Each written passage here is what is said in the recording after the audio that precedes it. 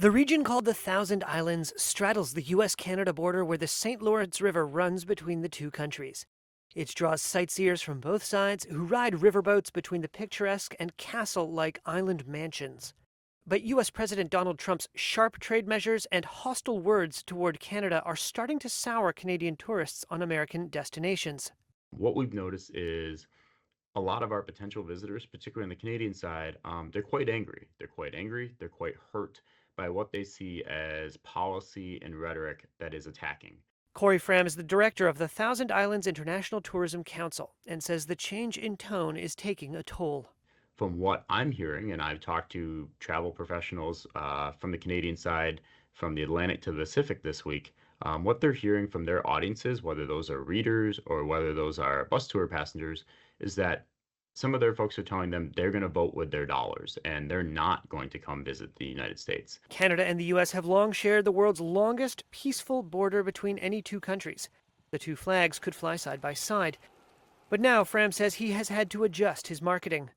So what we have done is kind of pivoted to New York landmarks being shown to New York audiences, Canadian landmarks being shown to Canadian target audiences. Some Canadians say they've canceled planned trips to the US, preferring other destinations instead.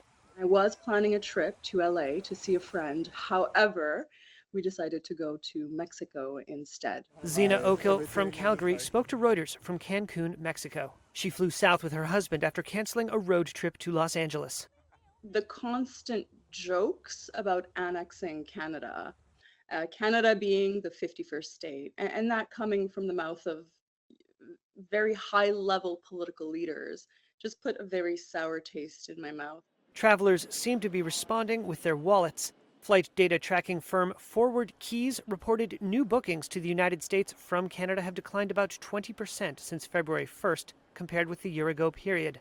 In hotels in states that are closest to the border, we've seen a decline in room demand basically since the inauguration. Jan Freitag is with the data analytics firm CoStar and says Saturday night hotel bookings in border towns such as Niagara Falls and Bellingham, Washington have dropped. United Airlines CEO Scott Kirby said on Tuesday the company has adjusted its capacity due to a drop in incoming traffic from Canada. We have not seen a significant drop in business yet, only because it's hard to quantify. Fram told Reuters his tourist season doesn't begin in earnest until the spring. But with our core season really picking up around Victoria Day weekend in May, that's when we might start to actually see cancellations.